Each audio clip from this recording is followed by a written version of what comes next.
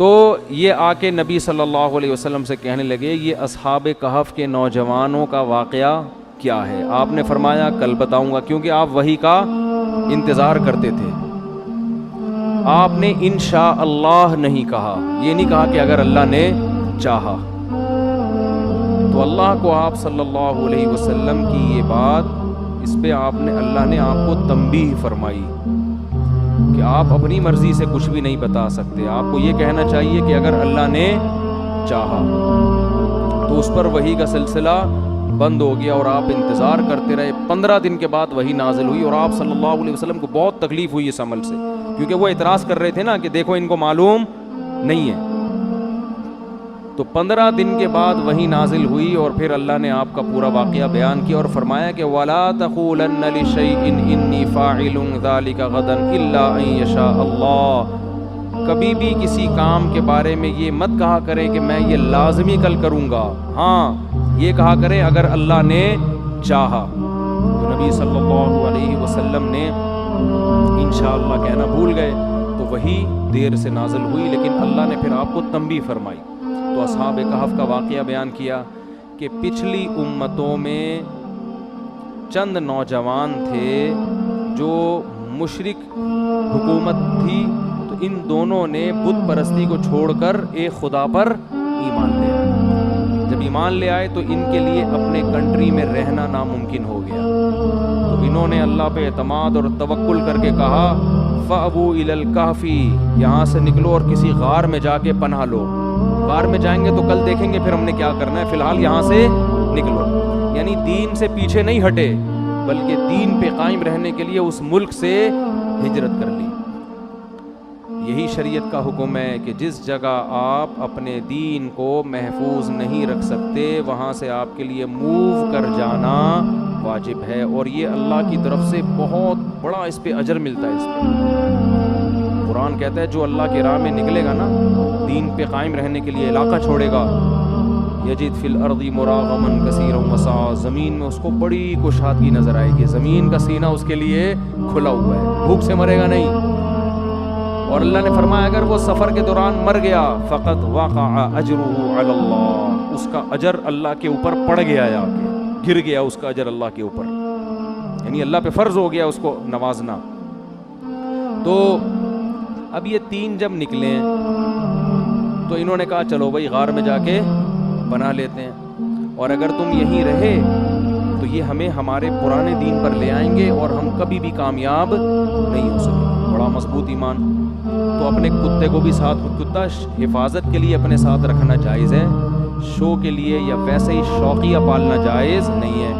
بہت افسوس کے ساتھ کہنا پڑتا ہے پہلے یہ کتے غیر مسلم پالا کرتے تھے، اب افسوس کے ساتھ کہنا پڑتا ہے مسلمانوں نے بھی کتے پال کے شو مارنا شروع کر دی. اور ویسے بھی کتے سے ایک عجیب وحشت ہوتی ہے، جتنا ہی پالتو ہو لیکن آپ کو ایک عجیب وحشت ہوگی اس سے. پالنا یہ بھیڑ بکریاں پالیں، گائے پالیں، مرغیاں پالیں جو حلال جانور ہیں، تو یہ درندے مت پالا کریں، یہ شریعت میں اچھا کام نہیں ہے. نبی نے فرمایا جس نے کتا پالا بلا ضرورت روزانہ اس کے اجر سے 1 قیراط کم ہوگا، اس کی نیکیاں گھٹتی چلی جائیں گی. جتنی نیکیاں اس نے کی ہیں نا روزانہ اس میں سے بیلنس مائنس ہوتا چلا جائے گا. جیسے آپ کوئی پیکج کروا لیتے ہیں نا تو روزانہ کے حساب سے بیلنس کیا ہوتا ہے، کٹنا شروع ہوتا ہے، اتنے MB ختم ہو گئے، ہوتا ہے نا. تو آپ نے فرمایا جس نے بلا ضرورت کتا پالا اس کی نیکیوں میں سے روزانہ کے حساب سے نیکیاں ختم ہوتی چلی جائیں گی. اس لیے اچھا کام نہیں ہے کتے پالنا. ضرورت کے لیے پالیں، انسان کی خدمت کے لیے پیدا کیا ہے، تو شکار کے لیے. تو اصحاب کہف کو بھی چونکہ اجنبی تھے تو اجنبیوں کو سفر میں کتے کی ضرورت پڑتی ہے. بعض دفعہ دوسرے کتے سے بچنے کے لیے بھی کتے کی ضرورت ہوتی ہے. حقیقت ہے نا، کتا کتے کی زبان سمجھتا ہے، وہ اپنی زبان میں سمجھاتا ہے، سائڈ میں ہو جائے گا. آپ سمجھاؤ گے وہ کچھ اور سمجھ جائے گا، وہ سمجھے گا وہ کہہ رہا ہے شاید یہ کہہ رہا ہے مجھے کاٹو، ٹھیک ہے. تو کتا ہے نا، کھوپڑی تھوڑی ہے اس میں. تو یہ اپنے کتے کو لے کے نکل گئے. کتا بھی کتنا زبردست کتا، اس کا بھی اللہ نے قرآن میں ذکر کر دیا. تو قرآن کہتا ہے فَأْوُوا إِلَى الْكَهْفِ، جاؤ ہم اس غار میں ٹھہرتے ہیں پھر دیکھیں گے کیا کرنا ہے. قرآن کہتا ہے ہم نے فَضَرَبْنَا عَلَىٰ آذَانِهِمْ فِي الْكَهْفِ سِنِينَ عَدَدًا، ہم نے ان کو کئی سالوں کے لیے وَلَبِثُوا فِي كَهْفِهِمْ 300 سِنِينَ وَازْدَادُوا 9، 310 سال کے لیے ہم نے ان کو سلا دیا۔ اب یہ بات یہودی جانتے تھے کہ اصحاب کہف کا ایسا واقعہ ہوا ہے جس میں وہ کہتے تھے 300 سال، جبکہ قرآن نے کہا 310۔ تو علماء نے ایک بڑی زبردست بات کی ہے کہ اگر شمسی اور قمری کا فرق نکالا جائے نا تو شمسی 300 قمری 310 بنتے ہیں۔ تو یہ بھی ایک زبردست کیا ہو گئی، میچنگ ہو گئی۔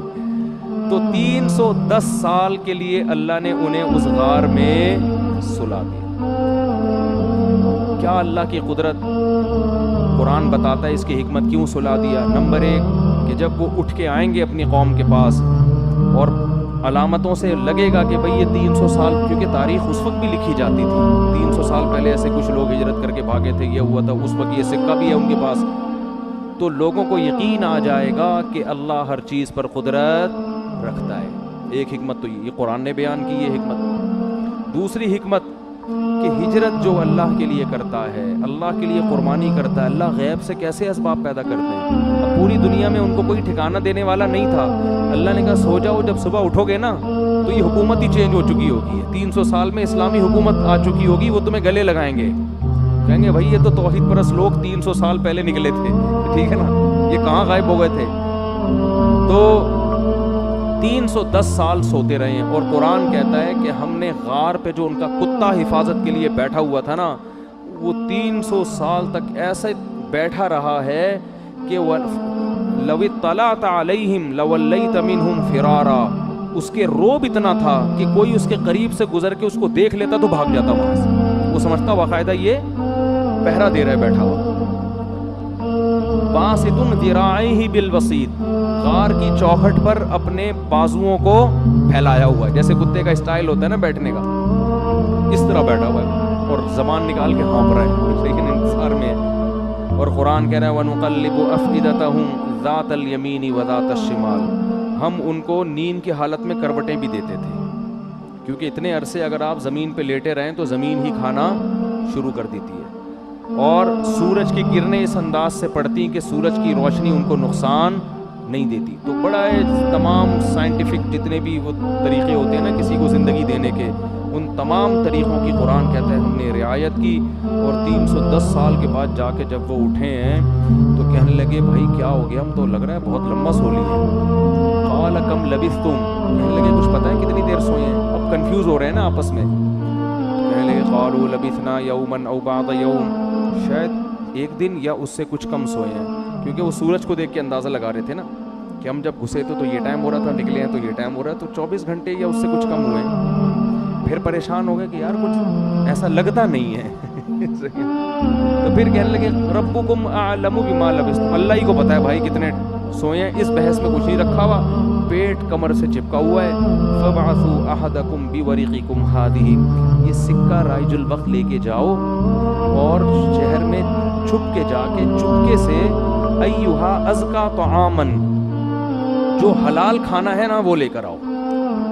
اس سے پتہ چلتا ہے بھائی غیر مسلم ریاست میں اس کی فکر کرنا لازم ہے کہ جو آپ کھا رہے ہو وہ حلال ہے یا حرام۔ اسلامی کنٹری میں ضروری نہیں ہے آپ جائیں گوشت کھا لیں حلال ہی ہوگا، لیکن اگر آپ یورپ میں رہتے ہیں، امریکہ میں رہتے ہیں، تو ایسا نہیں کہ ہوٹل میں جا کے جو مرضی کھا لو، تفتیش کرنی پڑے گی، پوری تحقیق۔ صرف حلال کا ٹھپا کافی نہیں ہے، ہر چیز پہ حلال کے ٹھپے لگے ہوئے ہیں آج کل، وہاں لوگ کہتے ہیں حلال لکھا ہو، یعنی شراب کی بوتلوں پہ بھی ان کا بس چلے تو حلال کے ٹھپے لگا دیں وہ، تو اتنا کافی نہیں ہے۔ باقاعدہ کسی ادارے سے، صحیح ریلائبل ادارے سے تحقیق ہونی چاہیے کہ ہاتھ سے اللہ اوپر پڑھ کے ذبح کر بھی رہے کہ نہیں کر رہے، ورنہ وہ حلال نہیں ہوگا۔ غیر مسلم ملک میں گوشت کھانا اس وقت تک حلال نہیں ہے جب تک آپ کو 100% یقین نہ ہو جائے کہ یہ واقعی حلال طریقے سے ذبح ہوا ہے۔ تو خیر، تو انہوں نے کہا فَلْيَنْظُرْ أَيُّهَا أَزْكَىٰ طَعَامًا، چپکے سے جاؤ، وَلْيَتَلَطَّفْ، کسی کو پتہ نہ چلے، بھیس بدل کے جاؤ اور فی الحال کچھ کھانے پینے کا انتظام کرو، اور حلال کھانا ہونا چاہیے۔ تو اب جب وہ سکہ رائج الوقت لے کے آیا ہے نا، تو بندوں نے جب وہ دیکھا انہوں نے کہا یہ تو 310 سال پرانے سکے چل رہے ہیں بھائی، یہ کہاں سے آئے، یہ تو کسی کے پاس آج کل مارکیٹ میں ہے ہی نہیں۔ خیر جی، وہ قرآن تو مختصر واقعہ بیان کرتا ہے. بالآخر تفتیش ہوتے ہوتے انہوں نے تاریخ کی کتابیں دیکھی ہوں گی, اپنے ابا دادا سے پوچھا ہوگا بھائی ونس اپون اے ٹائم کچھ لوگ یہاں سے گئے تھے, وہ حکومت تھی, وہ پکڑ پکڑ کے سب کو اٹھا کے لے آئے. تو وہ یہ واقعہ بنی اسرائیل میں بہت زیادہ مشہور ہو گیا کہ اللہ نے چند نوجوانوں کو جنہوں نے اللہ کے لیے قربانی دی, ان کو اللہ نے 310 سال تک غار کے اندر بند رکھا ہے. اس کے بعد اللہ نے نکالا. تو پھر انہوں نے نبی صلی اللہ علیہ وسلم سے یہ پوچھا